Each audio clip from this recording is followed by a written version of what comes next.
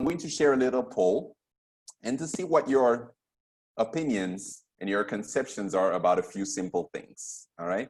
So Juan Carlos, if you may. So the first one is, how familiar are you with the concept of LMS? Remember, we talked about that last time. How familiar am I with the concept of synchronous and asynchronous? Now we're talking about, we had some sort of initiation last time. We're talking about now experience that you've gone through. How comfortable am I teaching online at the moment? And the last question is the most important one. How likely are you to use these technologies after the quarantine is done with? That means, okay, you can go back to class. Students are back to class. Should I just forget about all this and go back to my kind of original agenda? Can I even do that? Or should I kind of, I don't know, try to use some of those things? And remember, every answer is valid. There's no right or wrong answer. I just want your honest opinion to have a feel of how you perceive the situation. Okay, I see a large majority, somewhat likely. All right. The majority says very likely. Now, don't just say this to make me happy, okay? I really want to have a feel of, in terms of your reality, in terms of your, your environment and the place you work at, how likely do you feel that you yourself and your environment and your context will use these technologies in the near future and long term? Because you might want to do it, but maybe the surroundings or the environment does not, allow for it. Okay, all right. All right, so I have a clear idea. Most people are somewhat familiar with those concepts. They've heard of them. They were able to think about them. Some people have maybe practiced it, but not everybody. And it's all right. Okay, I'll end this poll right now. Thank you, guys. So I can share the results. So you can have kind of an idea of the majority of the choices. Many people feel quite comfortable with these technologies, others not so much. Hopefully the majority, 65%, say that once we're back to school and the students are there, they will still use these technologies. So I'm very happy to see that. All right, let's get to business. Stop this. All right, guys, so a disclaimer before we start. I do not have a crystal ball and I don't know what the future holds. A lot of experts actually have no real consistent idea on exactly what is going to happen in the future after this pandemic is over with. And there's actually the word pandemic and over are not even words we can use together. Why? Because it will only truly be over once there is an official vaccine against it. And actually, they say that it's a matter of, I think I saw a Bill Gates talk where he talked about 14 months from now, from maybe a month ago. So maybe 13 to 12 months, we will not have an official vaccine. So there's a lot of effort that has been done and that will continue to be done for people to kind of reintegrate themselves into their workplace. But actually going back to fully and freely interacting with each other is not something that we will see, probably not this year. All right. And of course, every country is different. So, something that may be valid for one country may not be valid for another one. In the Dominican Republic, based on what we heard from the president and what we've been observing, it seems that the 1st of July apparently is a date that everybody is going to have in mind, where most of us will kind of go back to our offices, to our classes, but probably September, possibly September, students will be back in school, but under a lot of restrictions, I assume. So I don't really see this going back to normal happening before maybe January 2021. And so, like I said, I don't hold a crystal ball. Basically, this is based on a few things. First of all, the history. Usually when there's some sort of a general crisis, usually it takes between 6 months to a year to 2 years for things to kind of go back to some sort of feeling of normalcy. And also, based on certain countries, as you know, the pandemic hit, the epidemic hit certain countries earlier than others. So actually some of the countries, especially, you know, China and Korea, those are the countries that are kind of setting the pace in terms of going back to normal. From what we observe, we're not quite there, but yes, there is a resemblance of normalcy, of course, under a lot of precautions. So based on all those things that we've observed and what some countries have demonstrated us, we can have an idea of how things could be in the future. So that is my disclaimer. There's no right or wrong. It's not set on stone, but those are based on observation and you know, experts' opinions. So shall we proceed? Let us move on. So I always like to, you know, start with a quote and an idea to kind of keep you with. And this goes from not an expert, not a philosopher, but actually a real life professor. He's a dean at Boston University, and he also teaches in some classes. And one of the things he said, based on what he's been able to observe, he says that education happens in school and universities, but learning happens everywhere. So there's no such a thing as a pause or as stopping learning. We can stop formal education for a while, but learning always happens, and we have to be on par with that. So those are some of the concepts that we went through last time. We talked about, of course, the trifold of LMS, the textbook, and video conferencing in terms of language teaching. We talked about different resources, not only the LMS, but different other platforms that can help us. We talked about certain myths that people have about teaching online. Of course, we talked about the tips and certain things to keep in mind. We talked about synchronous and asynchronous classes. Talked about the reality of the Dominican Republic. So now let's talk about the future. So those are some of the things we're going to be dealing with today. First, we're going to delve into the current situation of education right now in the world. We're going to talk about the world scene after COVID-19. We're going to talk about school dynamics in the future. It seems that schools will not quite be the same as they were. The repercussion of the quarantine on teaching itself, positive and negative, certain myths that people have about the future. And we're going to talk about the LMS and their use after the quarantine is over. What are some skills that are necessary for teachers and professionals in general to thrive after this epidemic is over? And I think this is the section you need to pay close attention to. And what are some changes in paradigms and perspectives in terms of how we see education as learners and as instructors? So let us begin with the current situation. What is going on right now? Those are some of the situations that are going on right now as we are amidst this crisis. So teachers, students, and parents are in the process of, you know, adapting to the crisis. Many people feel kind of now, by now it's been more than 60 days. Many people kind of feel comfortable in terms of their routines and their habits and the way they conduct their classes. For parents also, it's been an adaptation process. Many people are making adjustment based on the future also, because, for example, imagine, for example, schedules. Those are things that many people did not have quite organized. And at this point, many people tell us that they have their schedule, they have their working hours, they plan, they have their time for their family, they have time to eat, etc., which is something that a couple of weeks ago were not quite established and quite sure. Many people are still acquiring skills learning about different technology, getting some more knowledge on how to teach effectively, which is exemplified by what we're doing here today.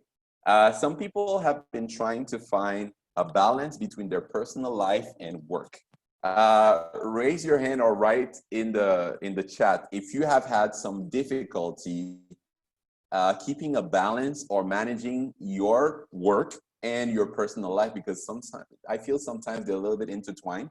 Male keys, yes, definitely. At the beginning, this was hard to kind of handle both, but I feel that now, after some time has passed, we've all kind of, not perfectly, but we've all kind of found some sort of balance on how to deal with that, how to dedicate time to work, how to dedicate time to our family, and also dedicate time to our physical and mental health, which will not be undermined any longer, because it feels that many people put their own personal health and well-being on hold to deal with all the situation, but now we cannot omit it anymore. Now it's time to think about ourselves, because we're going to be in this for a while. It's time to think about our physical and mental health, do things that that make us feel good and complete. That's also a way for us to give 100% to our work and our family.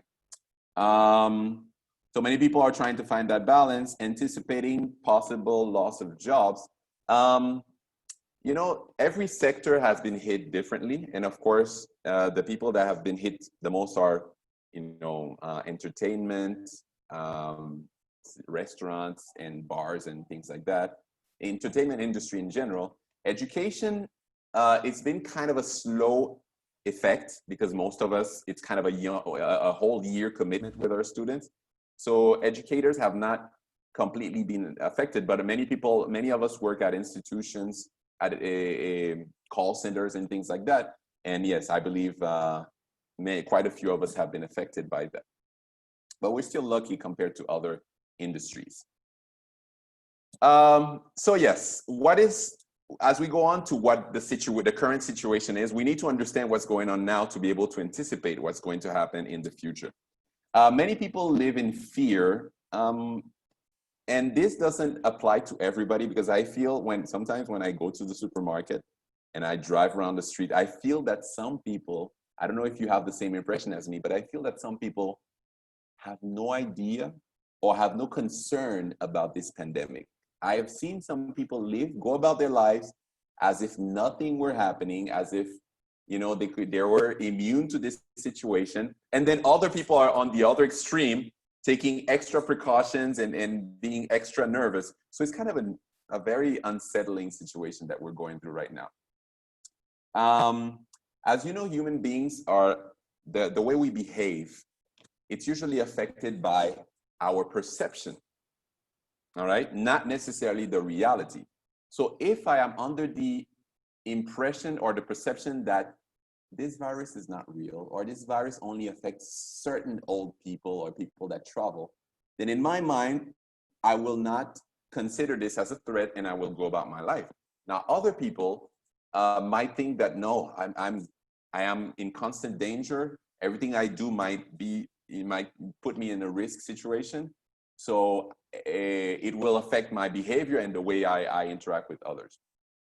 One thing we can all agree on is that there's a lot of uncertainty about the future. There's a lot of uncertainty about the economy, about public health in general, about, we have elections coming up. So there's a lot of things that we're not sure by this time next year how exactly things are going to be.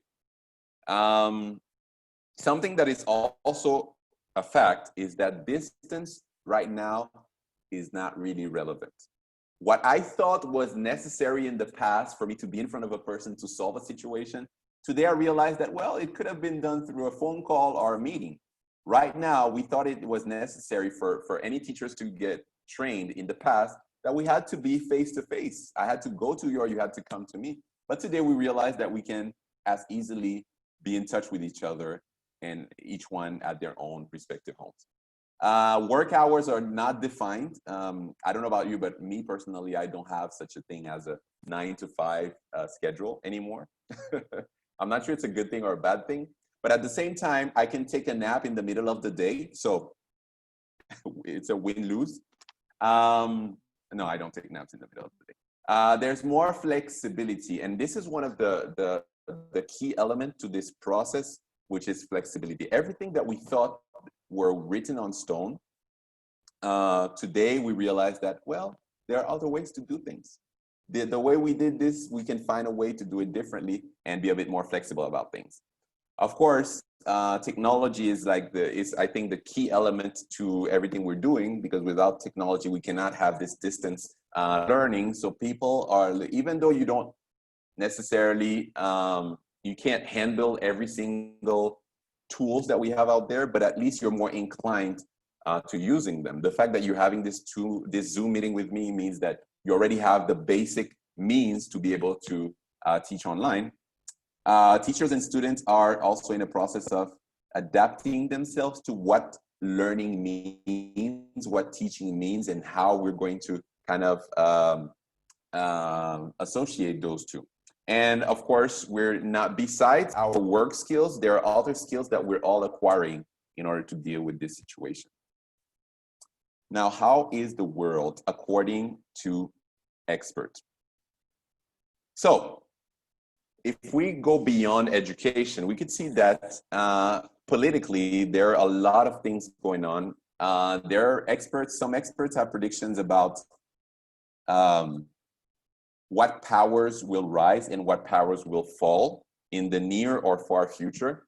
As of today, in the United States, which was one of the countries that were criticizing Italy and criticizing other countries for not taking the proper measures, actually, there are over 90,000 deaths in the United States alone. Of course, the United States are a big country, over 370 million people, but 98,000 deaths is quite substantial. And it's growing every day.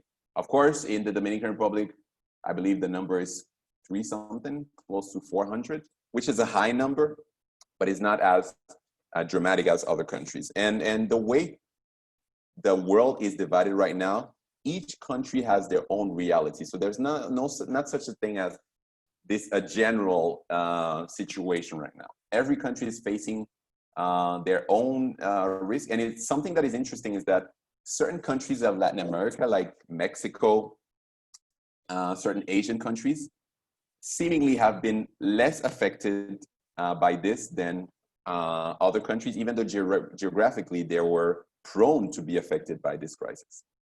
There are a lot of new social rules. I know you know all about this. Social distancing is a norm now. People are used to not, having physical contact with each other. Our lifestyle, we don't go to the supermarket as often, and it's kind of a mission for us to go to the supermarket. Entertainment birthdays are not celebrated the same way. And for a while, it's not going to be the same way. Actually, I saw for the first time a Zoom wedding. I didn't know there was such a thing, but I heard some people, the acquaintances of mine got married and they had kind of a Zoom transmission.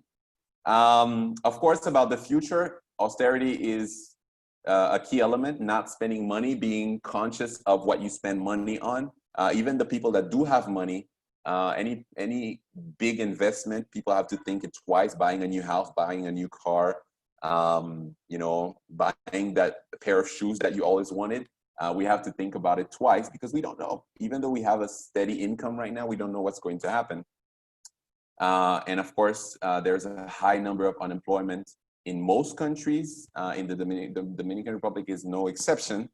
And each government is taking the measures necessary, trying as they can to meet those demands. And as we can see, there are a lot of industries that are collapsing. Initially, there are a lot of airline companies. The entertainment business in general, what is considered anything that has to do with bringing people together has been totally affected. Some might survive, some might not. Even some universities apparently have been affected and might, disappear. Of course, everybody has adapted. Restaurants have found a way to kind of have a takeout or delivery system, but still many of them had to close their door. And of course, just like every crisis, these might represent opportunities for some. So anybody that offers services related to distance and technology, they usually can take advantage of this crisis. Juan Carlos, you're monitoring the chat. If there's any comment or question that is relevant, please let me know. Yes, now, yes. Since we're talking about the future, let's talk about classes. How classes have been evolving and will continue to evolve. And this is based on, like I said, certain countries that have already gone through quite an advanced process of confinement, semi-opening themselves, and then kind of having students back in school, having people back to their offices in kind of a full schedule. So right now, that's the situation in the Dominican Republic, at least. Everybody's confined at home. Students are getting classes online through usually some sort of video conferences system and an LMS, and that you're familiar with. How has it been? There's been a lot of trial and error. There's been a lot of attempts to do certain things. We learn from our mistakes and we've been adapting to it. This is what pretty much everybody has been doing because nobody was ready for this. If you had some issues, if you feel that you were not on it on time, if you feel that the response is not quite what you were expecting, it is okay. Once again, nobody was prepared for this, and it's not a race. Everybody has their own rhythm, and it's okay. The only important thing is that today you're doing things that you were not doing yesterday or last week or last month. As long as you keep on doing this, trying new things, learning new things, applying new things, it is okay. And I'm telling you a lot of experience. Now, let's see about the short term. This is a true, real picture. It seems not my internet connection is unstable. Let me know if you can. One, actually, the epicenter of crisis. They're back to school, and these are some of the looks like today in some Chinese city. It's similar to some measures that supermarkets and banks have taken. Complete isolation, but at least students are back to school.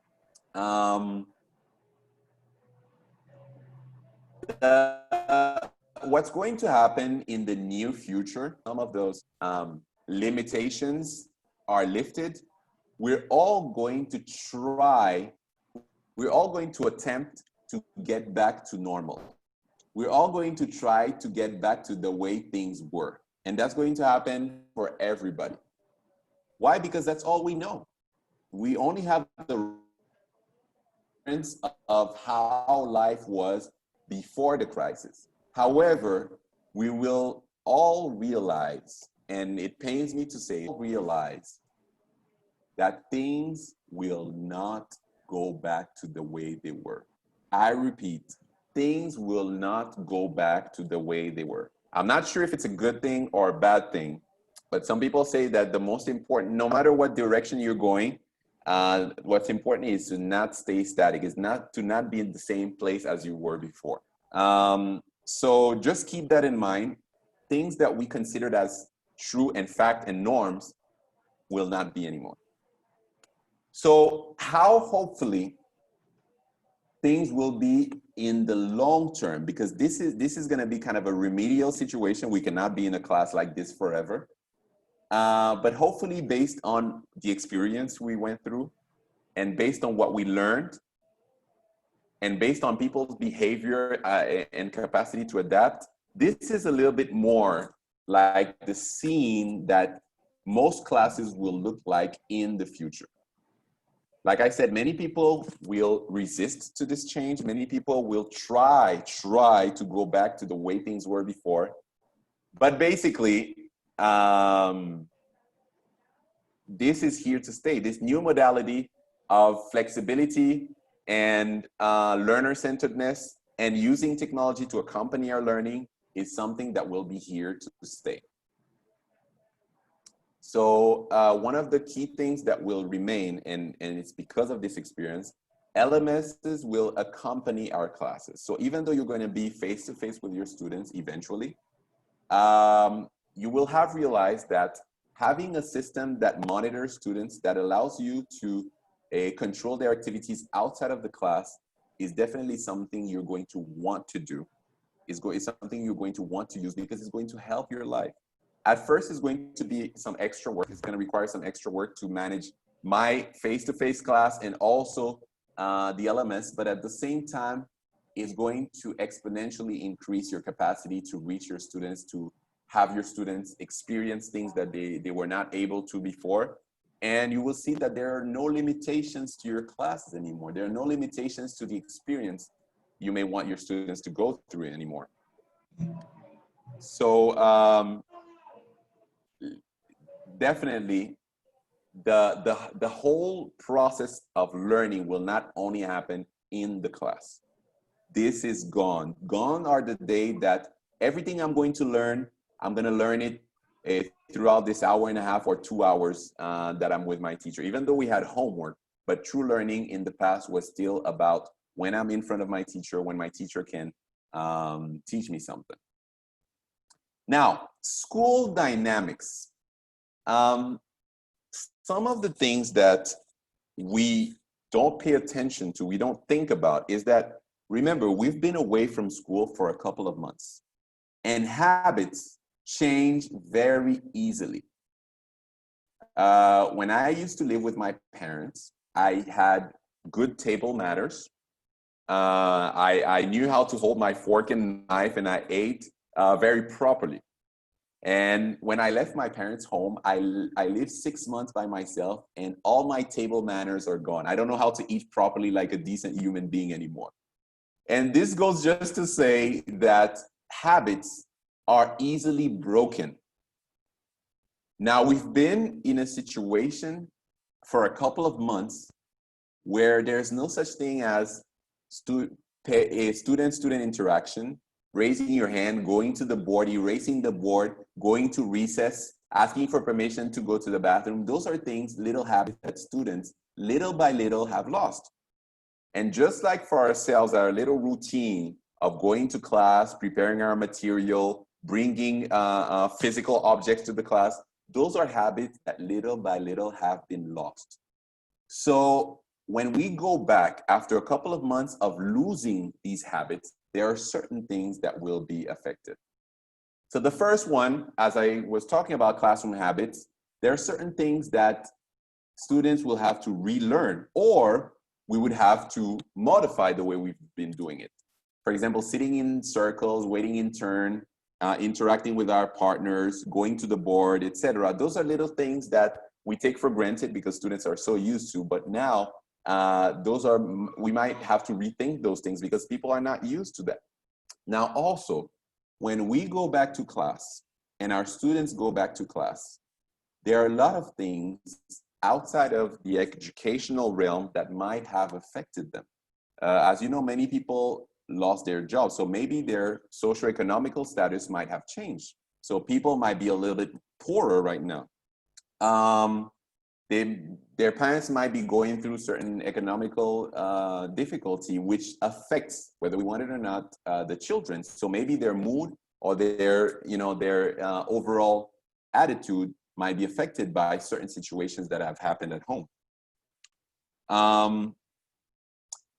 Spending months without interacting with other children will also affect their ability to, socialize with students.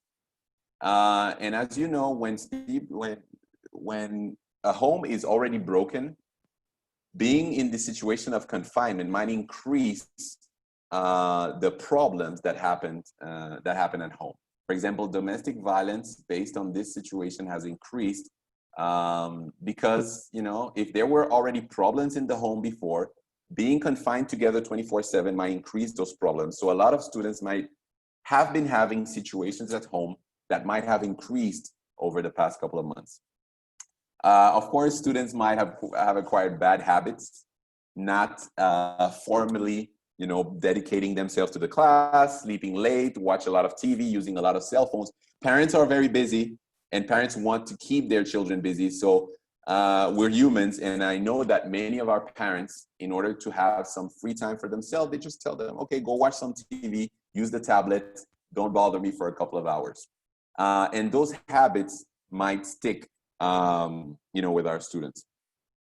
So laziness and procrastination might be something we have to deal with. I don't like to use the word laziness because I don't believe that people are lazy per se. I just believe that people are not motivated enough to give importance to certain things. So forgive me for using that word. But yes, you might have students that don't have the eagerness that maybe they had towards you know, the subject matter. And as you know, socializing is a key factor to learning, and spending so much time away from each other maybe something might have been lost throughout this process.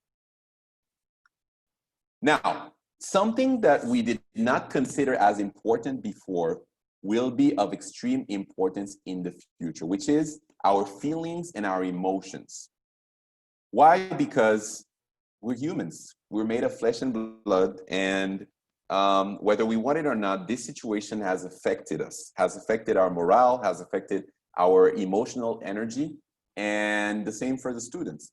So you will notice that there will be more and more conflicts among students. There will be more and more conflicts between you and other teachers, and there will be more and more conflicts between you and the administration. You will have less patience for certain things. You will have less patience with yourselves. Why? Because we will be in some sort of emotional drainage. At first, we were going to be excited to go back because, yes, we want to go back. But at the same time, there's been an accumulation of exhaustion and extreme emotions that in the future will come out. Of course, that doesn't mean that it will apply to everybody. But even if you yourself have been able to keep some sort of balanced mindset, the people that you're dealing with may not have the same disposition as you. So you might find yourself entering into conflict with your peers. So this is something you need to take care of. Emotions will be, will have more effect in your daily routine as it did before. Something that is going to be positive is that parents now have had the opportunity to be more aware of what has been going on in the class, what their kids need for them to go through a sane learning process, and what their part might be in this process. In the past, many people believe that, well, you know, that the school takes care of it. During those 6-7 hours that they're at school, I don't have to worry about them. I only have to worry about them doing maybe some homework and having dinner.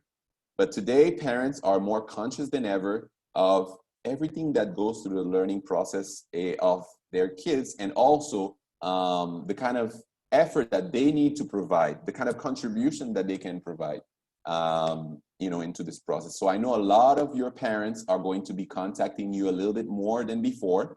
So you have to be prepared for that, okay? In the most part, it's going to be beneficial. That means that you're going to get support from your parents in order to have students do what they're supposed to do outside of the classroom. But at the same time, you're going to feel the pressure of more presence of parents throughout this process of going back to class. Are we good? Do we have any questions or comments? I don't want to be going too fast.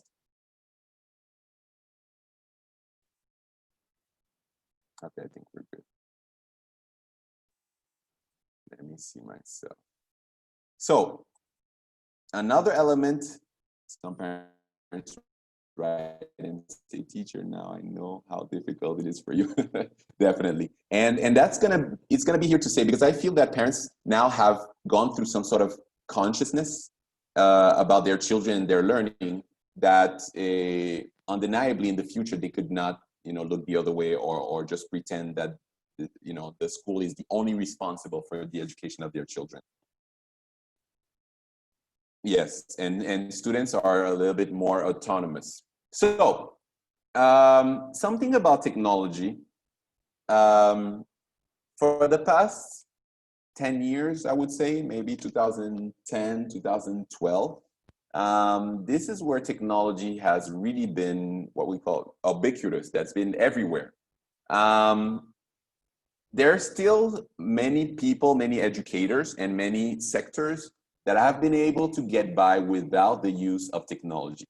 Before this pandemic, we all knew that technology was important. We all knew that technology was helpful, but many of us taught in spite of technology. We did not use technology, or at least to its full capacity. And that was okay.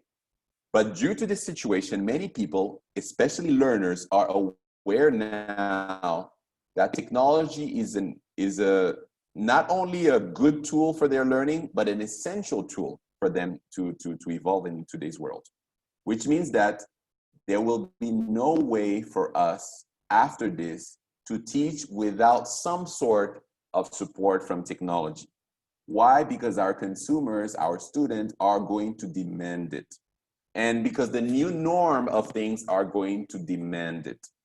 There are a lot of teachers that, that I'm dealing with that it was only this time around that they learned how to use internet banking. Internet banking has existed for years. And it was only this time around they realized that it's such a big effort for them to go to the bank, spend hours in line to cash a check, and they just got into this. And internet banking is just one simple example of so many things that we realized we could have done easily, without necessarily having to learn specialized things. Just with basic knowledge and some effort and some patience, we can learn a lot of this technology that we thought was so daunting in the past. Let me see. Okay, big nations are already technological. Yes. Listen, technology nowadays is everywhere. There's no such a thing as this country is more advanced, so it has more technology, and this country is less advanced, so it has less technology. It is true that more people in Korea have access to internet connection than in the Dominican Republic. That's undeniable. It is true that more students have access to a laptop in Japan than in the Dominican Republic. That's not what I was referring to. When I refer to technology, is using the means that are available to us to teach more effectively. That means if you have access to it, you have to use it. The only excuse for not using technology or certain technology is not having access to it. And many of us did have access to these technologies, we just didn't use them. And the learners that have access to them will demand them, which means that we will have to reciprocate and be ready for that. We're doing what we can and make it normal class. Yes. Thank you for these comments. So online resources is the way that classes are going to be. Long gone are the times that the teacher held all the knowledge. Long gone are the time that students needed to rely on teachers to learn about anything. Does that mean that teachers will be unnecessary in the future? Of course not. Does that mean that teachers will be threatened by technologies? Of course, yes. Does that mean that if I wasn't using it before, I will not be able to use it in the future? No, you will be able to if you want to. And actually, this situation helps you realize that technology is not so hard and so far of reach as you had previously anticipated it.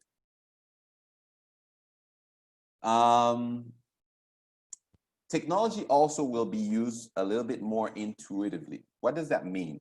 Before, we thought that, okay, playing a video, playing an audio, having students complete an exercise online was using technology.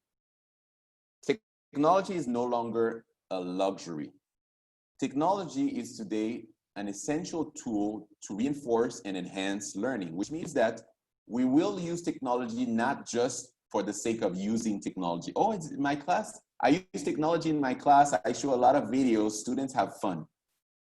the concept of technology will change, because it will not be about entertaining them or demonstrating that you're, up to date. It will be a necessity for students outside of your class to access all this information with you or without you, which means that you will use this technology to have students experience things that they were not able to before, this is what I mean by more intuitively. By using technology in a smarter way, in a more efficient way, and in a way to complement your class, not just to have some fun or have a good time, but actually complement your time and actually allow you to use the face-to-face time towards things that cannot be done outside, all right? So it will be kind of a conjoint effort. Let us move on.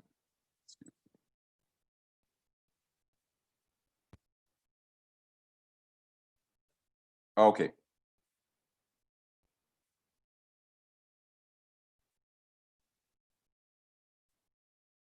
How teaching will be affected. Now, some things we've said a few times is that teaching, we will not go back to the way we used to teach in the past, and face-to-face will be only dedicated to communication. Everything that can be done outside of the class will be done outside of the class. At first, like I said, we will try to go back to this sense of normalcy and teach the way we used to teach, but you will realize that our learners and the times will force you to change the way you see teaching, to change the way you see the time that you're going to be spending with your learners. All right, so it's not your style that will have to adapt, but the times will demand for you to adapt to that. All right, because in every other aspect of their lives, your students will be using technology, will be using the internet, will be using external stimulus to learn, which means that in your class, they're gonna demand it as well. So the bigger part of learning, believe it or not, the bigger part of learning will take place outside of the class. Let me repeat that. The bigger part of learning will take place outside of the class. What you will do, what they will do with their teacher will be to reinforce, to consolidate, to produce, to practice, to internalize this knowledge that they acquired outside of the class. You need to be conscious of that. And I'm not talking about advanced schools, schools with a lot of technology. I'm talking about any regular school, any student that has gone through this process of learning from a distance, of using different platforms, of having access to knowledge outside of the teacher-student interaction. Any student that has gone through that will have a different mindset once they go back to class. And you need to have a different mindset as well. So in the class, spending time reading, spending time completing exercises, spending time going through things that can be done outside, definitely it's something that will shift, that will change, and you have to be prepared for it. Now, how will classes, face-to-face classes, look like? Engagement. Engagement is the key term to face-to-face classes. That means students and teachers will both be engaged in intense conversation, intense sharing, but not sharing of information, but sharing of opinion, concepts, ideas. Let me repeat this. Information will not be shared mostly in the face-to-face time. Information will be shared outside of the class.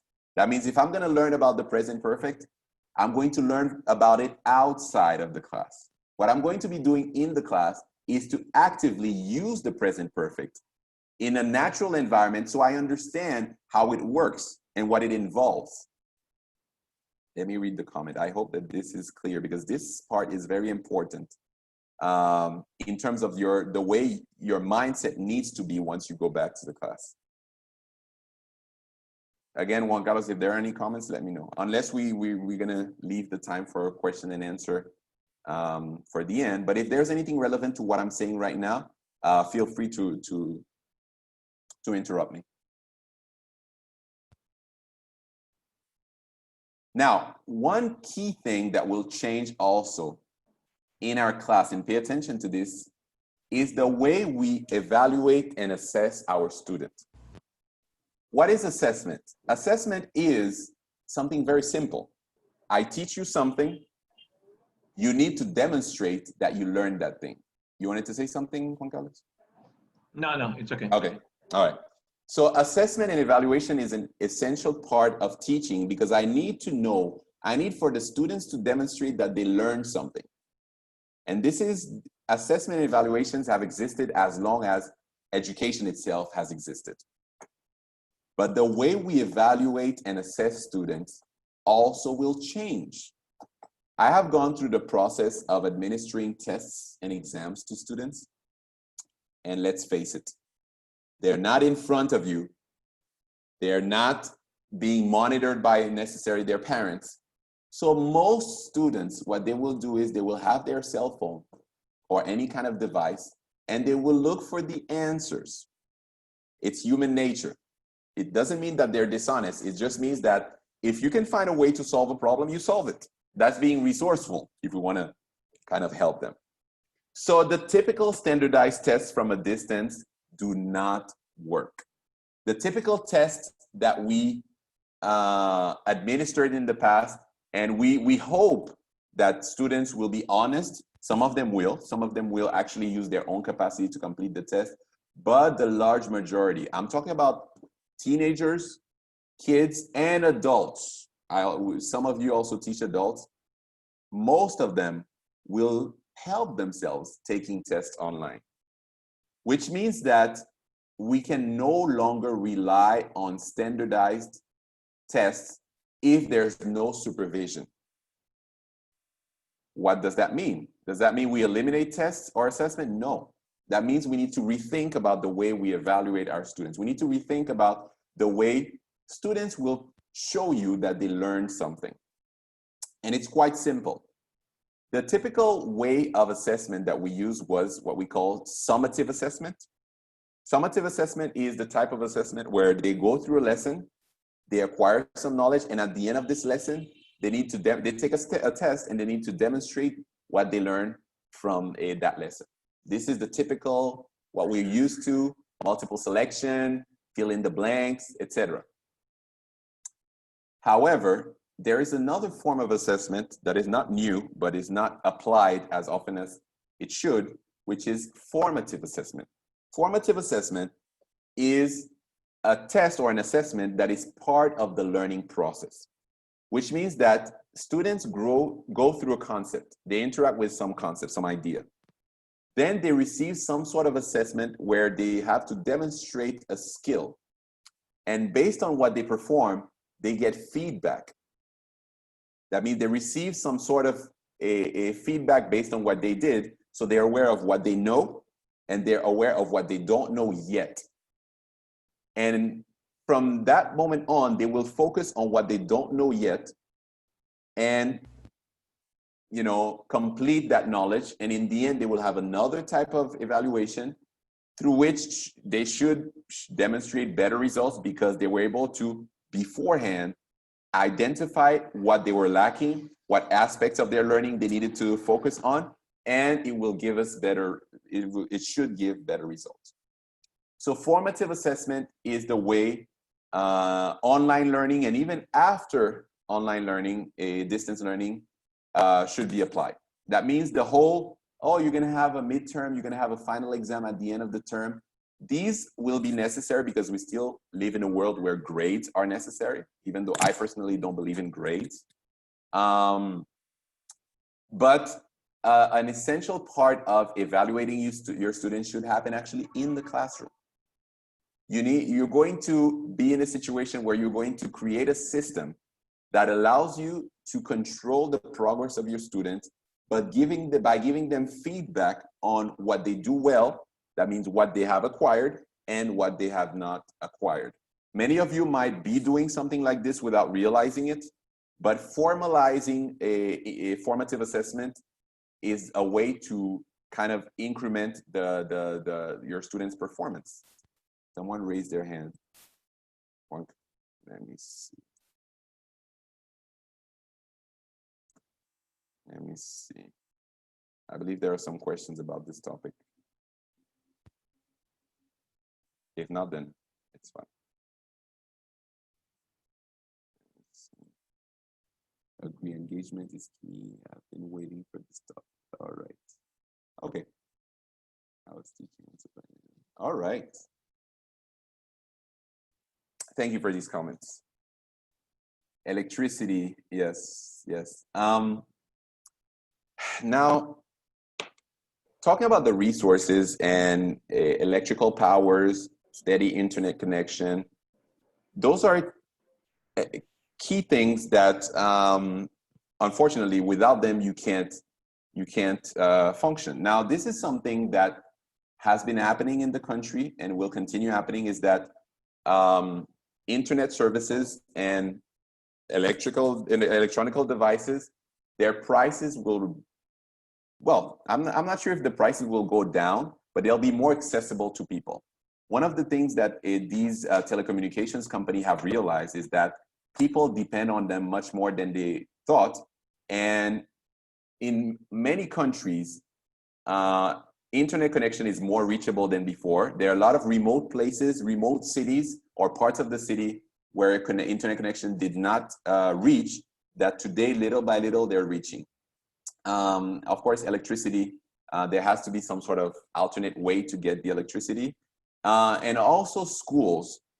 One of the key things that schools will realize in the future is that if a teacher cannot teach remotely from home, the school or the institution needs to create an environment at work that will allow the teacher to go to work but still teach from a distance. This is something that many institutions have understood, and they're working on implementing some sort of call center room or labs that allow teachers to be in a soundproof environment where they have a computer, an internet connection, and they're teaching, 20, 30, 40 students that are in other places. And this is something that businesses understand, and some will decide to invest in that, others will not. But in the end, everybody will understand its importance and its necessity. If I have an institution and my teachers cannot teach from home, but I still need to teach online, I need to create an environment on site at my school where teachers can come and have access to these technologies and teach students online. Because September does not look good in terms of going back to school. A nightclub, discotheques don't look good in terms of getting back together. Movie theaters don't look good in terms of getting back together. Gyms, any concerts. I don't think there's going to be any concert this year. Maybe next year. I don't think so, but maybe. So those are some things that the environment is going to demand. Parents are not going to feel comfortable having their kids, 40, 50 kids in one classroom anymore, which means that this is here to stay. Maybe there will be a modality where some students come in and then other students come later. We divide the groups. There's going to be a way. We're going to find a solution. But the easiest and most obvious solution is to perfect our online system and continue teaching online, or some sort of hybrid. And this is if an institution really sees the future, they will understand that going back face-to-face cannot be the only modality. All right, it cannot, it just cannot. All right, let's move on. So as we were talking about tests will be less standardized. They will be more based on students demonstrating their ability rather than completing a multiple selection or standardized test. And even general standardized tests such as the TOEFLs, the SATs, and maybe the Prueba Nacional, I don't know about that, but a lot of these standardized international tests are being reevaluated. And there are a lot of skills that maybe were not part of the test in the past that will be part of the test, and a lot of the skills that were considered essential will be eliminated. So just like it happens in those tests, it will happen in your classroom as well. So tests should be based more on the competency of the student, on the ability to demonstrate a skill rather than memory. Something about education and about memory. When I was a kid, when I was in school, and when you were in school, a high performance student was a student that had good memory, was a student that had a high capacity to retain information. This was an excellent student. Any student that could retain a lot of information in their brain was considered top of their class. Why? Because education was leaning towards that. Anybody that can embotellarse, can remember a lot of information and show it in a test was an excellent student, which is why a lot of people that were considered intelligent did not necessarily do good in school. Today, life and education in this crisis has shown us that memory is no longer an essential skill to have good performance in life. I repeat, good memory is not an essential skill to have good performance in any area, even medicine and law. Since it was considered that memorizing a lot of information would make you a good doctor or a good lawyer, today the information is out there. We have tools and devices that allow us to have instant information. So there are other abilities that are more necessary than having good memory. So today, a high performance student is not a student that can memorize a lot of information. I don't know if it's a good thing or a bad thing, but it's a reality. All right, education versus learning. As I said, when I began, formal education was on pause, but learning never stopped. And this is what should guide you in the future. Even though your student is not being formally educated, they should be always learning. So education, and actually there are a lot of interesting research about university and how formal education or the concept of formal education has been changing. And the formal diplomas, going through the 4 years of university, how it's losing importance, because we realize that the most successful people are not necessarily the people with the most diplomas. And the way we teach, the way we conceive education has been changing, and after COVID-19, it's going to change even more. We're going to have a less linear education, which means that the sequence of topic, you need to go through this in order to take that subject. This also will change. It will more go towards what is my ability, what are my interests, and I focus on that.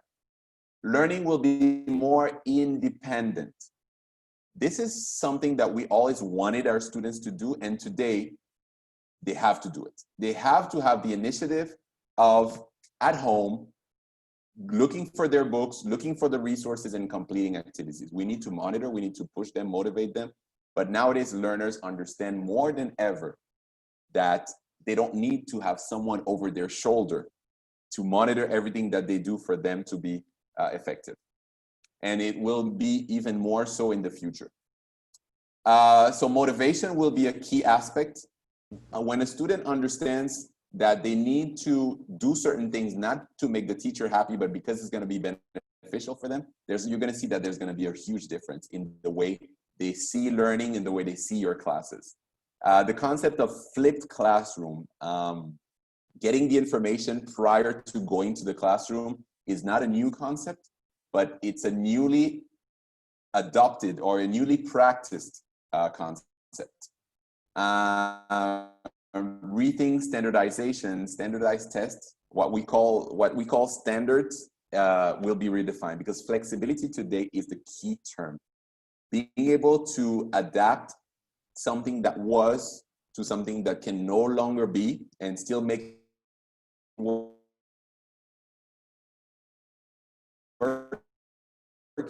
is key to being successful and bringing the world to the class. This is not new either. Remember, learning happens when it's meaningful. Like I said, for example, something simple like vocabulary, like the parts of the house. The typical way that we teach the parts of the house is showing pictures of the living room, right? This is how I taught it. This is how I was taught it, and probably the way you teach it. Robert, we're having trouble with your sound. It's truly meaningful when a student is able to see a video. Okay, let me know when it's back. Let me try. Yeah, is it better? Should I turn on my camera? Okay, at the part where you said that the usual way that we taught, for example, the parts of the house, that's where we started to have troubles listening. Ah, yes. Well, I'll repeat that. So basically, it's a lesson. We usually use concepts, right? And education happens when it's real, when it's meaningful. So being able to show a real house or allowing students to show their house and show the different parts of their house will be so much more meaningful to them than actually seeing a picture of a drawn house with the labels on them, all right? And this is just a simple example. As much as students can experience the real world, the better it will be for their learning. If I want you to learn something today, one thing today is that learning only happens when it makes sense. And for it to make sense, it has to represent something they will see in real life, okay? So when you're teaching the present perfect, don't just show them the pattern, the subject plus have plus verb in past participle, but have them use this pattern in a real life situation. So tell me, have you ever eaten sushi before? No, I've never eaten sushi. Can you tell me something unusual you've eaten? So by using this in a real life situation, this is when it makes sense to them, and this is when they learn. Keep that in mind. Now, the role of a teacher. As you know, the role of a teacher has always been complex, but it will be even more complex from now on. The lower right corner was actually the only aspect that we considered, information provider. This was the part that we thought was the most important in terms of the role of a teacher. Today, we realize that information provider should be the smallest part in terms of what an effective teacher should do nowadays. Resource developer, planner, assessor, that means someone that accompanies them and guides them, facilitator, a mentor and a learning facilitator, and a role model. Those are the aspects that will have more importance in the future rather than simply providing information. I will be glad to share this chart with you because I want you to keep this image in your mind. What are your different roles and what percentage of each one of those aspects are you giving importance to? Now, some myths about the future of education. Many people believe that only young people will thrive and old people will die. Only young people will be able to handle technology. If I am a certain age, no, this is too much for me. This has been proven to be completely false. I have a lot of senior teachers that I work with that unfortunately many of them have not been able to deal with this situation, but many of them have surprised me and actually are even better, even more comfortable doing this than as if they were in class. Some of them told me, no, I don't want to go back to the class. I want to continue teaching online. And this only has to do with disposition and flexibility. It has nothing to do with age. Of course, the digital immigrants have less ability than the digital natives. We know that. But this technology is reachable for everybody as long as you have the willingness to learn. Computers will replace teachers. I've heard that somewhere. This is totally false. I've seen there has been so many programs. Oh, learn English in 6 months throughout our program. But the reason why that there are still institutions, the reason why that teachers still exist and still have value is because of that. It's because a guide, a person that accompanies us, a human being will always be necessary to learn something. Some people have managed to learn certain skills, guitar, piano, even a language by themselves, but how fast and how effective it will be will always depend on having someone that guides you. I need to have advanced knowledge about technology to teach students online. Many teachers before this situation had no knowledge, had never had a Zoom meeting. They only barely knew how to use WhatsApp, and today are teaching effectively. So you don't need to be an expert in technology to learn these. But yes, you need to be inclined to learning new things. You need to be willing to try, make mistakes, learn from your mistakes, and do it again for you to be successful. My institution must train me in order for me to teach online. Many people understand that it is the responsibility of your institution or your school to get you ready. Even though your institution needs to give you the tools and means necessary to do your job, of course, it is not their responsibility to prepare you. Why? Because it is a worldwide situation. It is a pandemic. Everybody has the responsibility to be ready for this situation because nobody had told us that this would happen, which means that even the institution also is dealing with certain things that they were not prepared for. So it is every single individual's responsibility to seek for knowledge, to have the curiosity to learn, or at least ask for people to guide them and help them. If you have not done that, there's nobody else that could be blamed. Now, of course, some people have resources, others don't.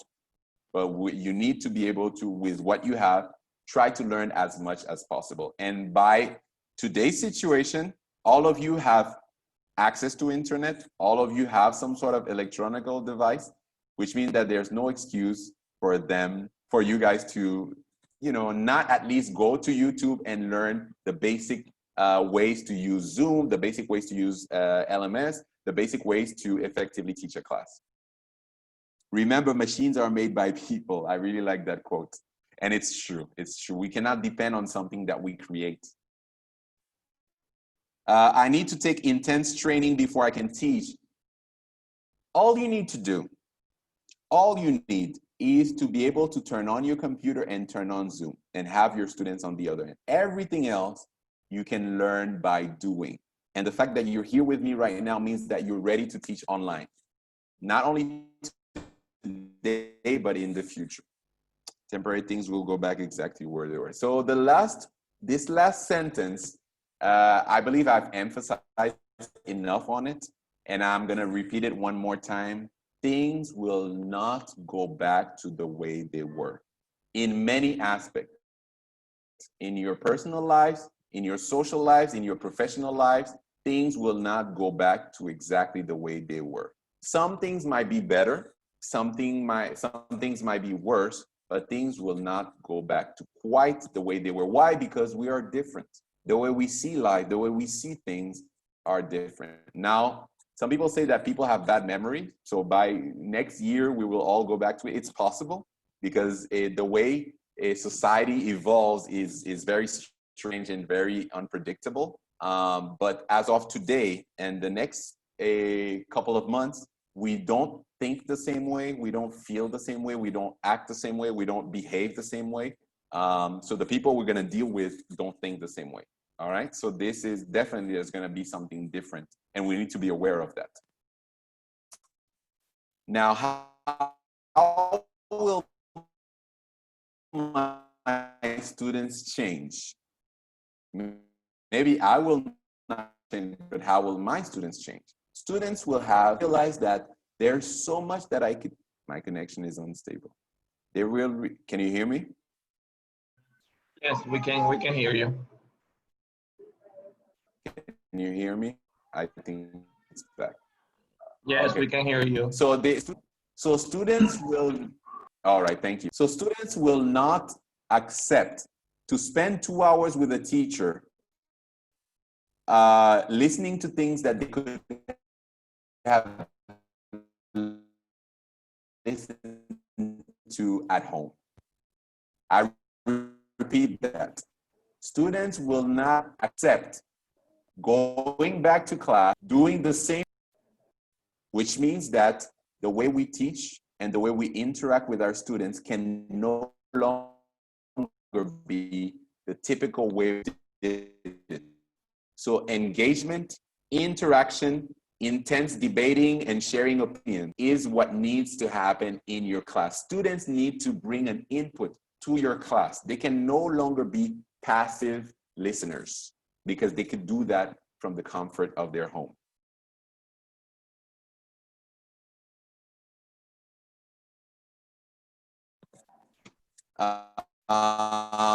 And I hope this is also, students will, and you guys will value the time shared together. Spending 2 months without being able to interact with people unconsciously will make us appreciate more the time we spend with our teacher. So students will be a little bit more appreciative of you.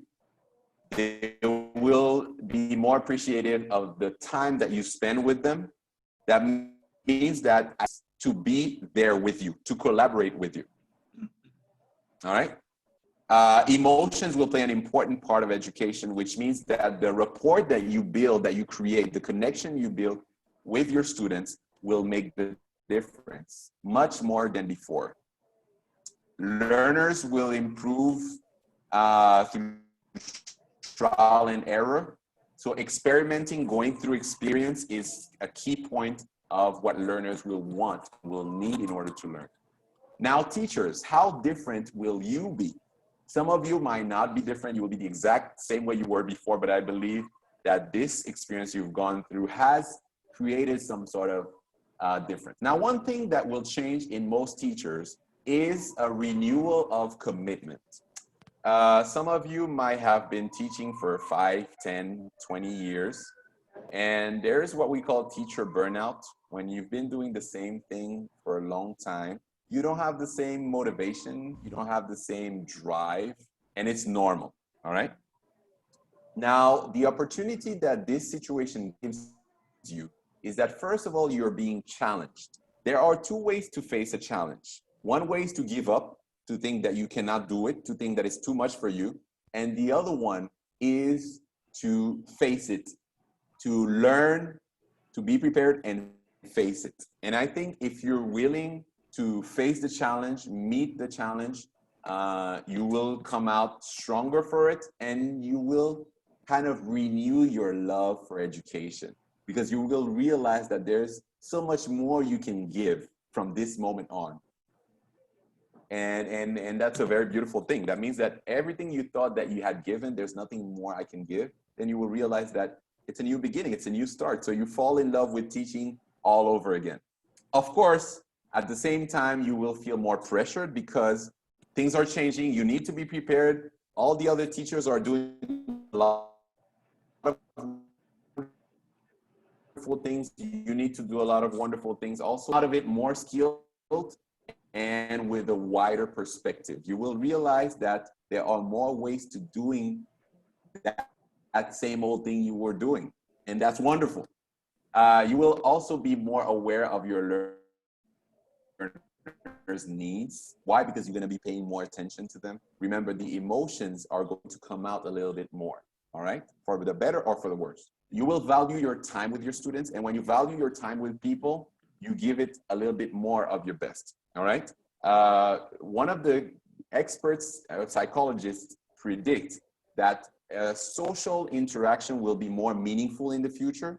So when you get together with your friends for a beer, or when you go to a restaurant, or when you celebrate a birthday or a wedding or whatever, people will be more conscious, people will be more mindful, and people will be more invested in the interaction that they're going to have to with others, because they were not able to do it for such a long time.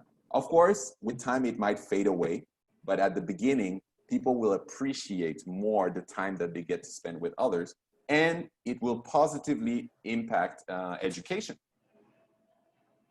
So learners, you will learn also how to challenge yourself and challenge your learners, and provide them learning while they're with you and outside of the class. Now, something about the LMS. As you know, all these technological devices are meant to support online teaching. However, many educators have realized that those are essential tools, not only if I'm teaching online, but even if I'm face-to-face with my students. Having a software, having a platform that allows me to manage students, to assign extra assignments or videos or audios, to allow them to have a richer experience outside of the classroom is a tool that we cannot omit, is a tool that we cannot let pass, all right? So LMS, be comfortable with them, get used to them because they are here to stay, or at least they should stay. If you're willing to enrich your class, if you're willing to take advantage of this, the momentum that we have, that students are getting used to these platforms, if we take advantage of them in the future, many educational experts envision a class face-to-face. You come to the class, but then when you go home, you get into the platform and you have this whole world of activities, practices, worksheets, information, videos, etc., to enrich your knowledge. All right. So those are here to stay. Be familiar with them. Each one of them has their benefits, and some have some aspects that are not perfect. What I would suggest is choose one, get acquainted to it, get as much knowledge as possible, and stick to that one because they all have their benefits. Some might have features that others don't, but basically they're all designed to manage a group of students and to exchange files. So basically, using it is something you're gonna benefit from regardless. Before, people complained that cell phones were hindering face-to-face social interaction, but now this is going to be a major. Yes. Now my problem with cell phone is that there's the distraction aspect. Where I work, we tried unsuccessfully to incorporate cell phone activities into the class. It's wonderful when it works, but it allows for so many opportunities for distraction that we kind of had to go back to restrict, unfortunately. If it works for you, if you can use cell phones as a way to engage students in learning, do it. At least experiment it. If it doesn't work, if they're distracted or they use Instagram while they're supposed to be using other things, then at least you tried and at least you're aware of whether it works or not. Now, this is the key part for you teachers. 21st century skills, again, it's not a new concept, but it's a concept that people know in theory, but people don't necessarily apply it. And now more than ever, you need to be aware of those skills and you need to apply them. These are the skills that any professional, regardless of your area of expertise, any professional should have or should develop. And those are very simple skills. And those are skills that we need to develop in our students. And if we don't consider them, then we will not thrive. We will not be successful. So what are some of those skills that today we need to have? They're what we call vocational skills. And this is destined, it's more towards any professional than teachers. This situation has demonstrated that, and I think in life in general, we have realized that we end up working or living from skills that we never thought we would use. I personally came across education by chance. It was not what I initially wanted to do with my life, and I know many of you are the same. And life took you there, and it's because you had a particular set of skills that allowed you to be successful in that field, okay? Which means that the more you know, the more skills you acquire, the better equipped you are to deal with this world that is changing, okay? Many people are losing their jobs, but they have a skill to be able to do something else. So teaching is your occupation, but there are so many things that you can add to your skills that can allow you to mix your knowledge with education and do other things and probably maybe earn more money. Initiative. Don't wait for people to go to you. Don't wait for your supervisor or your director to go to you to tell you what to do. You need to consider, you know what you're supposed to do. You know your responsibility, and you know you're intelligent and you have knowledge and you observe, so you know what could work.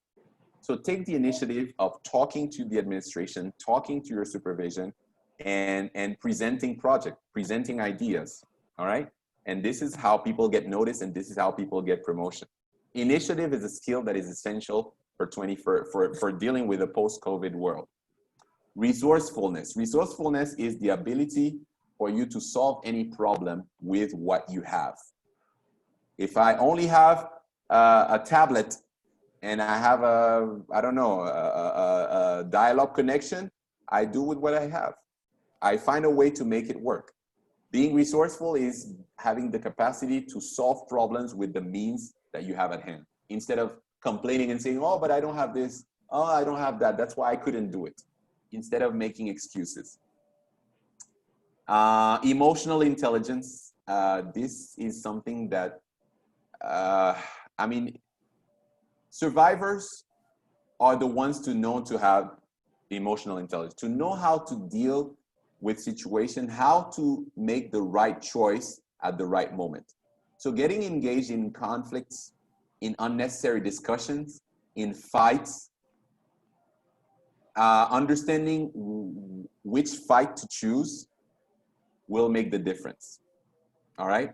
Some things are not worth it, and some things will affect you more than actually will help you. So knowing how to deal with people, how to solve problems with people, how to collaborate with people, how to get people to collaborate with you, is an extremely important skill. Adaptability and flexibility, which is very, very closely related to being resourceful and your emotional intelligence, being able to deal with the situation and come out on top. Technology, you know that. You know technology is essential, but the willingness to learn new technology is even more essential. Data literacy. Data literacy is a skill that most analytics consider an extremely important skill for management. Maybe not for teachers, but for anyone that has to manage a group of people, being able to read information, see numbers, and make decisions based on those numbers, those are people that will be successful in life, all right?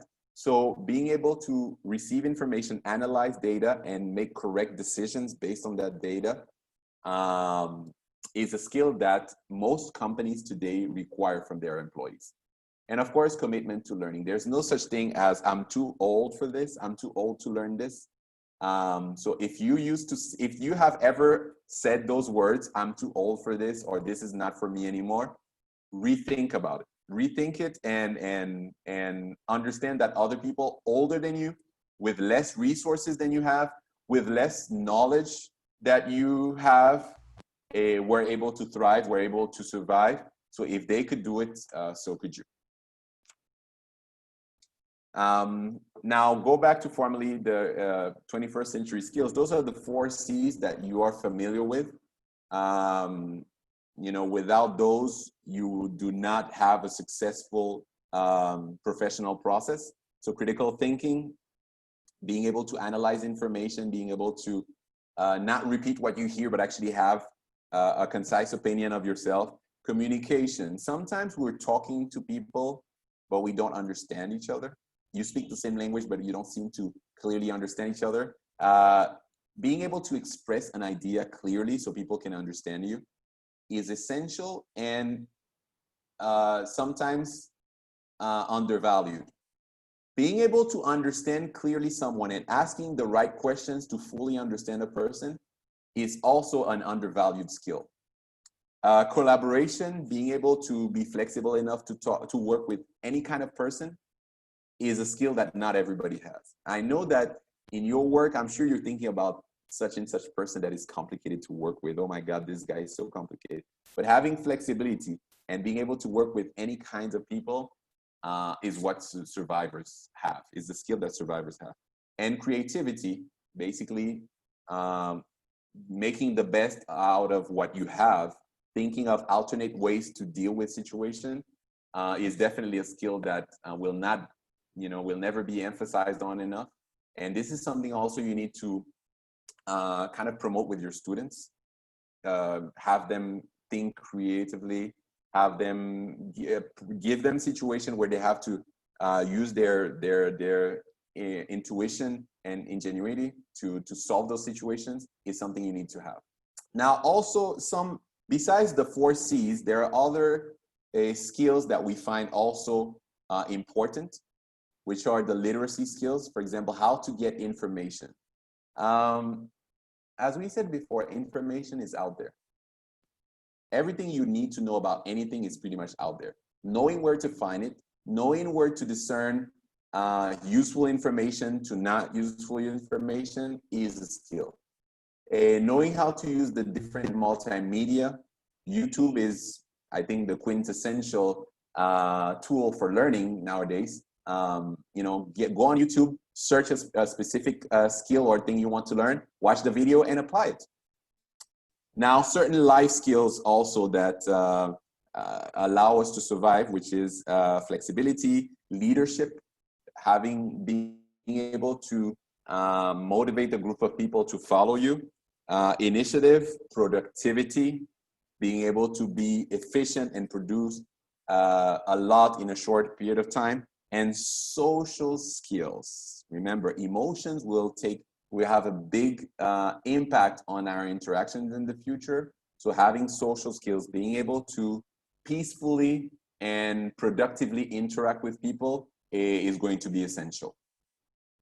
I'm not going to spend too much time on this. I could share this with you, but those are certain things on education that are things of the past and things are the present.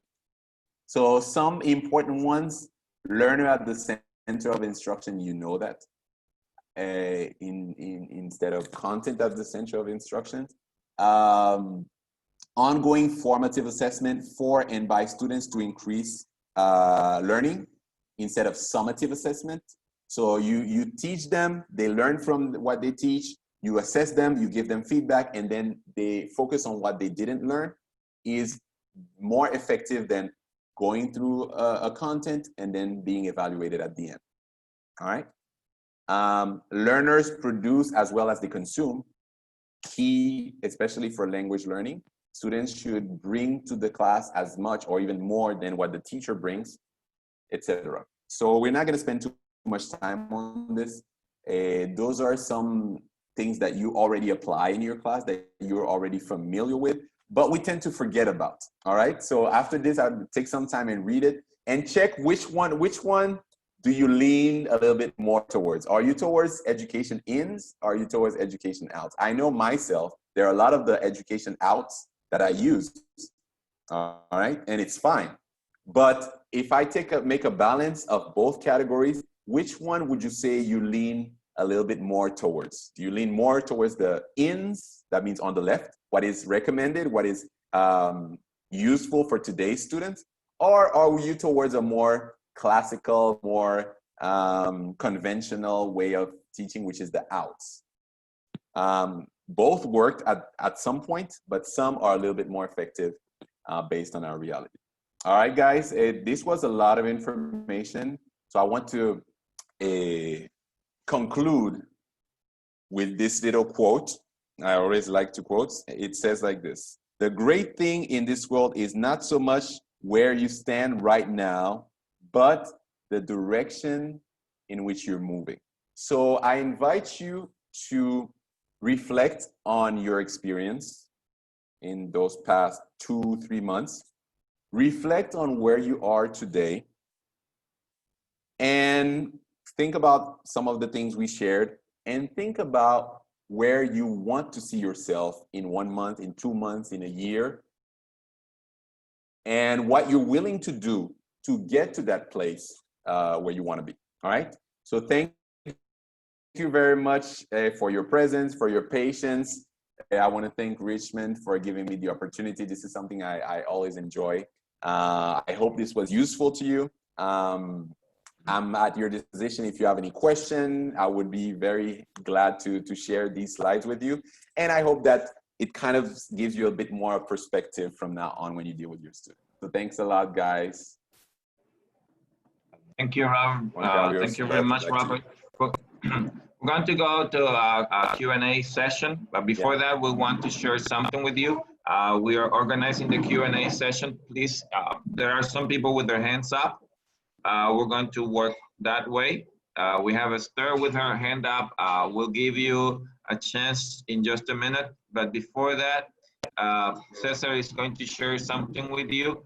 And right at the end of that, we are going to go with your questions. Thank you, Robert, very much. Thank you. So let's just watch this and we'll get back to your questions, okay?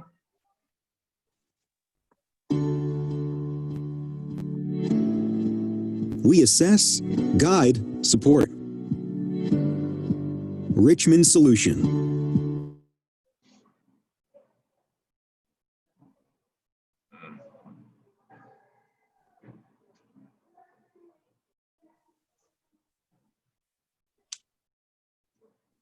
Okay, we're going to be answering to some questions. Dionis. All right. Dionis, please unmute your microphone. Dionis Torres. I see in the chat if you have some. Any question? Feel free to write the questions maybe in the chat or raise your hand. Yes. Okay. Okay, Robert, they're asking about the presentation. You mentioned when we talked that you could share this with them. If you could share, I'll share it with you. Okay. I'll share it with you, and then you share it with them. Is that okay? Good. So, yes. Okay. So. And I'll share both presentations, this one and the last one. Very good. Awesome. So those of you interested in the presentation, just contact your sales representative from Richmond, and we will make sure that they get to you. Okay. Okay. So let's see. The first quote. What was the first quote? There were some questions through the chat. Let me write the first quote. Okay. They asked about discipline, Robert, and they ask if you think our students have enough discipline in order to work with with flipped classroom and many other things. That's a good question, and actually something that I experienced firsthand. Last time we were together, we talked. In the tips that I gave you, I talked about having the camera on. And demanding from students to be sitting down at a desk, not lying in bed or on the floor, as I've seen. Wearing proper shirt. We had some students that were shirtless and things like that. The way you're dressed affects your mindset and affects the importance you give to what you're doing. So one of the things you need to do before you start this process is to talk to parents and have a disclaimer. I'm going to teach you, I have knowledge of this, but there are some things that students need to give back too. And those are the things that are required for us to have an effective experience. The proper attire, the proper disposition, etc.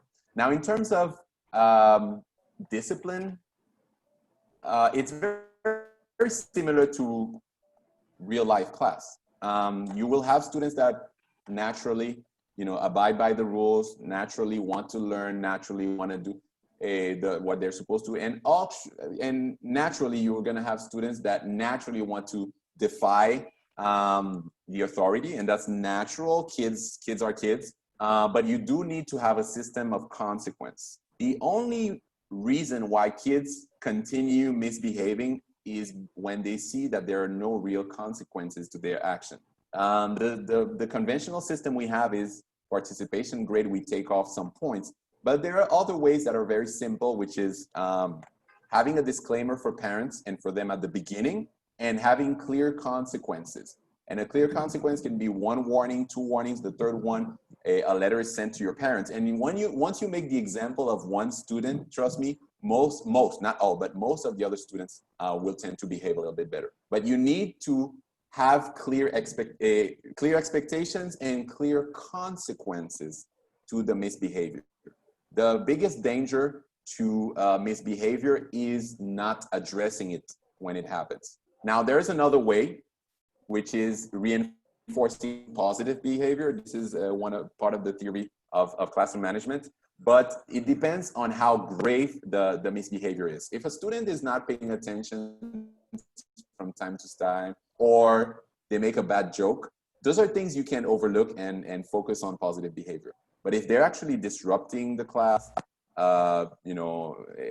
offending other students, bullying, those are things that need to be addressed immediately, and there needs to be a consequence. Now, what kind of consequence? It depends on your school, it depends on your structure, but the typical consequences to me are deducting points, assigning extra homework or something like that, some things they don't want.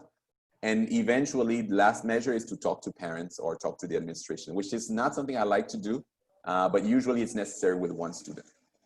I hope that helps. Okay.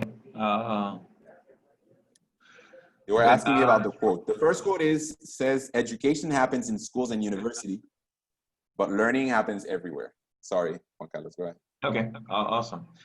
Okay, Fred, you asked about blended. Let me see. Do you think blended is the best choice? What do you mean? Well, what? Blended what? Fred? Blended education. Okay. Or flipped classroom.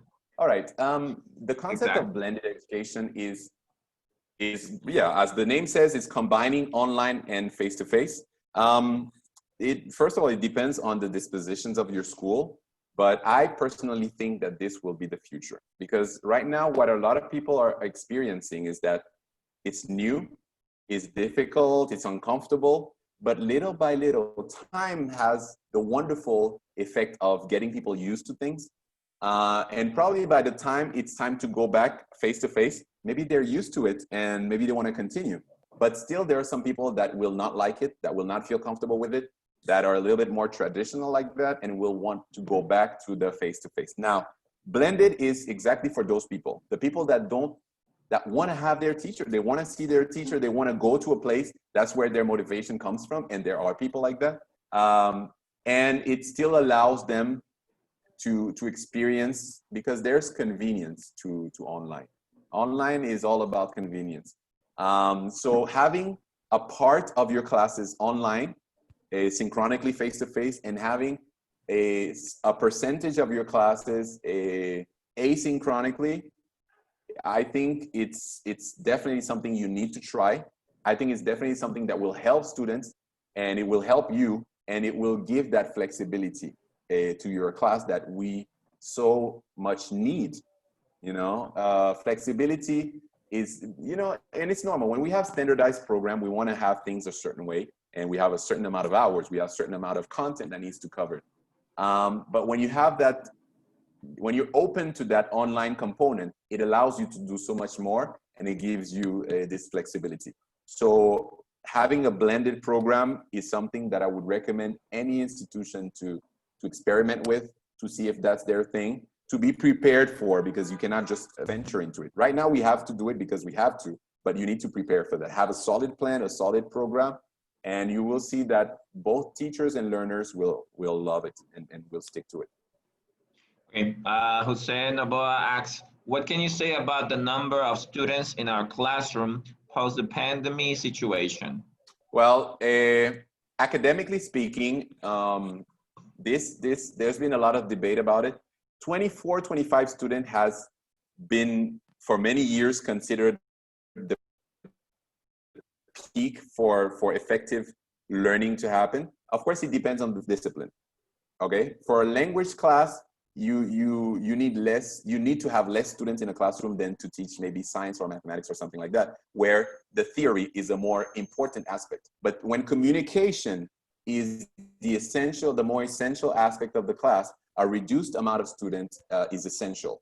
So 24 should be the limit of students, 25 should be the limit of students, both face-to-face than online. Online, even more so, because it's so difficult to manage 24 students, especially since sound and video might be difficult to handle. But to me, 15 is a good number. 15 is an ideal number, but up to 24, no more than 24 students. 25, 26 students, a class will not be as effective with one teacher.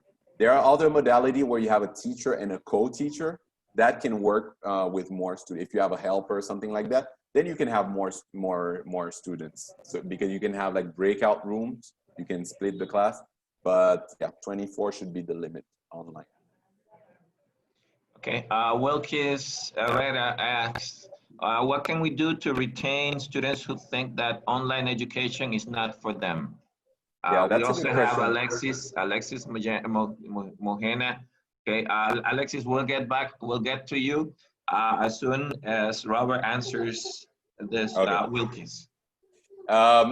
Not only students, but teachers. Some teachers think that online is not for them. And that's normal because when we're not used to something, we resist to it. I don't know if you're referring to high school students, because students kind of have to do what they're told to do. So kids usually, if the school has this program, they have to abide by it. But maybe you're talking about maybe an institute or private classes or something like that. This is quite simple. There are two things you need to do. The first thing is preparation. You need to have a solid plan, even a plan B if it doesn't work. And the second one is experience. Students need to go through it to understand that it wasn't so bad. It's the same as having a teacher. And I can tell you how many times I've gone through this with people. And what I do in my personal life, I don't do it so much anymore, but in the past, I would give students a free private class, 1 hour or 2 hours with them for free. And then from there, if they like it, they would commit to 1 month, 2 months, whatever, all right? So they need to experience it for them to know if they're gonna like it, and you need to have a solid plan so that when they experience it, they have a good experience. Those two things. Okay, Alexis, please, okay, your microphone is unmuted. Please make your question. Can you hear me? Yes, Yes. I can hear you. How are you doing, Alexis? Right, so then, good afternoon, everyone. Well, nothing is more real than reality itself. We are undergoing a process which nobody in the world would have ever thought this was going to happen. Nobody. So it means that questions, we are not asking questions right now. Questions are going to come once we keep on working on the process, Yes. working on the media, working on virtually, et cetera, et cetera, et cetera. So that's why, I mean, I have posted this, suggestions so as to create a chat room in which we can post our questions. I have a question, I post it. Maybe someone has a good solution for me, or whatever comes. To post a very short video conferences, tutorials, because I repeat, questions. No, these are not questions. Questions are still to come. Lots, Yes. lots.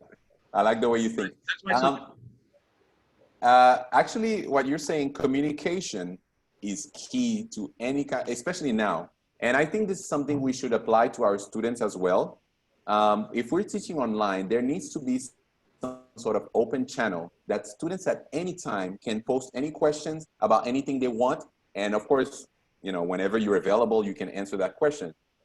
So among teachers at your institution, I would be more than happy to join any group you add me in and share all my resources. I would love that.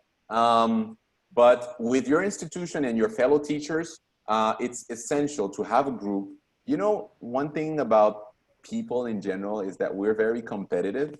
And if I have something, I don't like to share it, because if he uses it, then I'm not gonna be so special.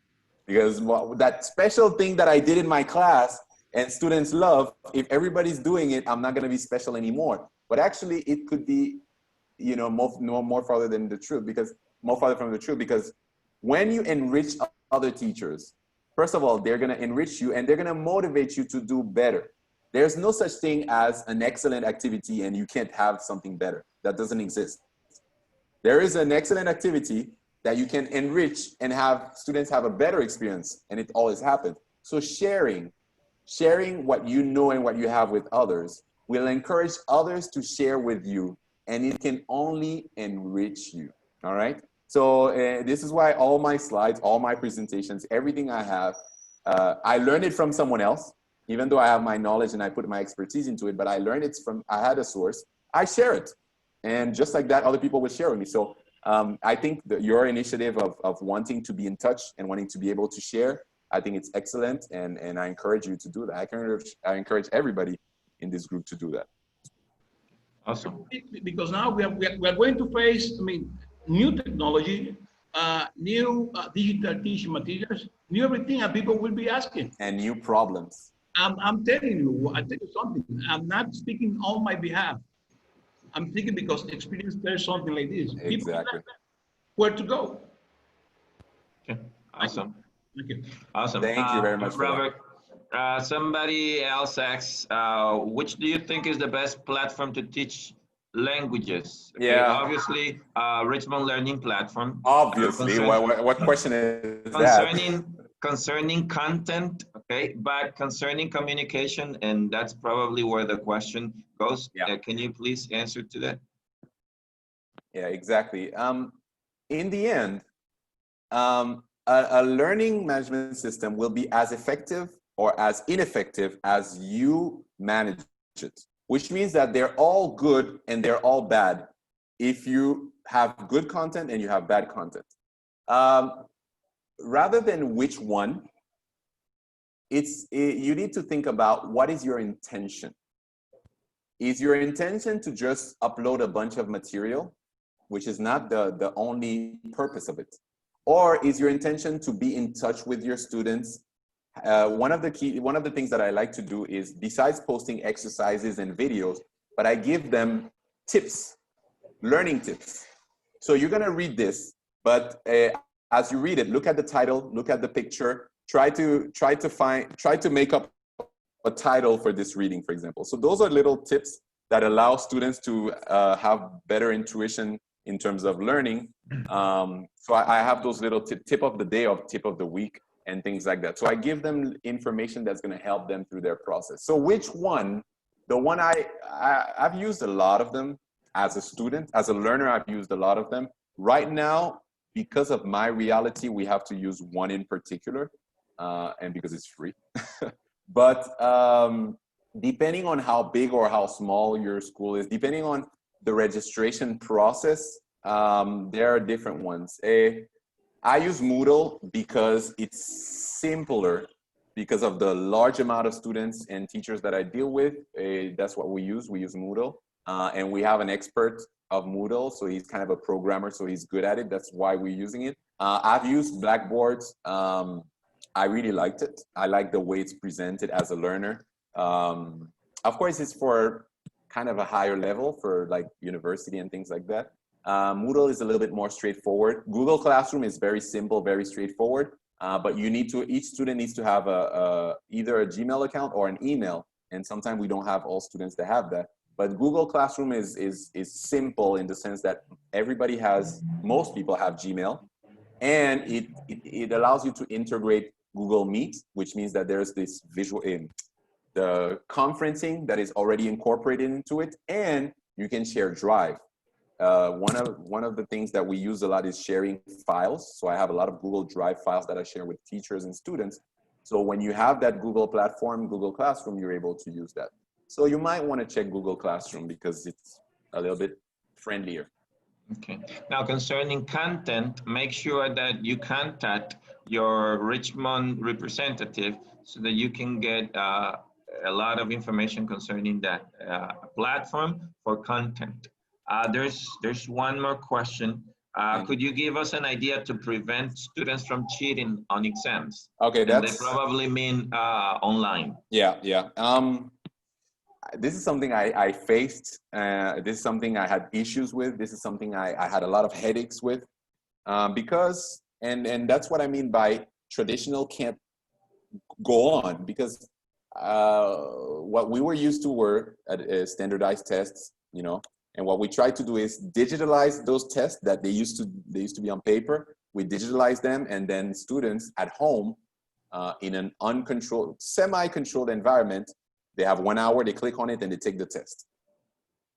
I know for a fact that many of them had their little cell phone right next to it, and they even had a group chat. They had a WhatsApp group, and they were all taking the test and they were sharing it.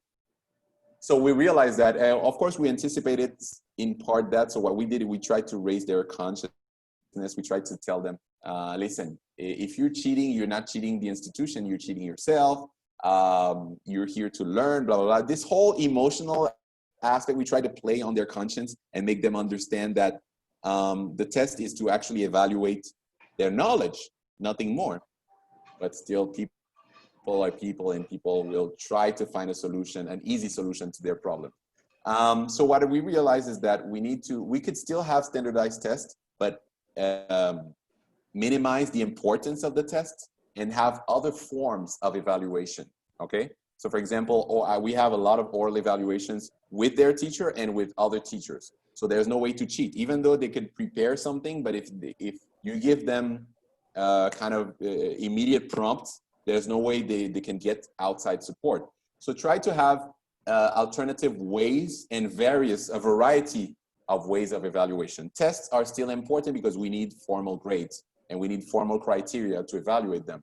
So you can have those tests, even though you're aware that some of them might cheat, and that's okay, but you need to have complementary evaluation assessment process that will allow you to have a definitive, and actually, you could tell that if you look at the grades of all the students throughout the cycle, and then you see the final exam, if it doesn't coincide, you know that they cheated. Usually it should coincide. If he's an average student, he would do average in the test. If he's an excellent student, he will do excellent in the test. If you have someone that has an average performance and an excellent grade in the test, you have an idea of what they're doing, all right? So variety of tests, variety of types of tests, and including interaction, verbal interaction with the teacher as part of the evaluation might help reduce that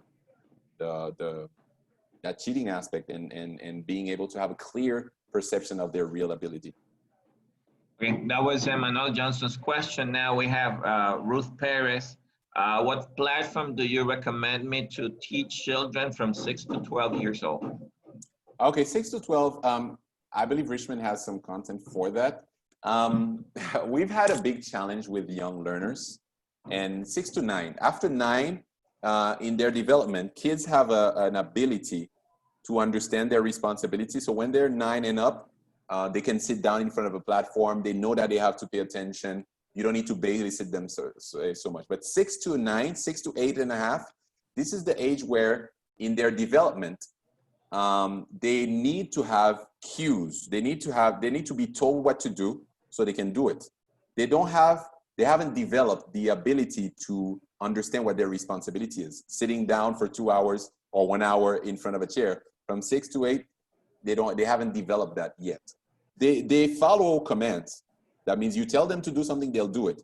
But they will easily be distracted, and that sense of responsibility and focus, they don't have it. So having a face-to-face meeting and support from their parents is essential. If the mother goes cooking and leave them there, you're gonna have problems. I'm telling you because we've had issues. So having a clear agreement with the parents in terms of monitoring them, the parents don't need to be there, but they need to monitor every once in a while. And yourself, total physical response, very actively interacting with them at all time, you're gonna have a successful. Now, so that means that it's not about the platform, it's about your interaction with them, okay? Awesome. So Zoom is fine. All right. Now, back to testing online, please make sure that you also ask your Richmond representative, because we got all that on our platform. Okay? And not only that, you can have several exams for a class. You can time limit the exam, etc. There are many things you can find on our Richmond Learning platform. So make sure that you can actually talk to your sales representative. Yeah. Robert, we are very glad with the work you have done. We're very happy to have had you here. And we really thank you for sharing. Okay, as you said, we will have the presentation. If anyone is interested, just let us know. Concerning the recording, what we are doing is that we're organizing for retransmission. So if any of you is interested in the previous talk, let us know, and we will be organizing retransmission of the previous talk. And this one will also be available for retransmission. So thank you very much, teachers, for taking your time and being with us, learning from Robert. And many of you have seen Robert before, and we are very sure that you will see him again. Thank you very much, and have a wonderful rest of the day. Thank Goodbye. you, guys. God bless. Have a great rest of the day. Take good care. Be safe. Amen.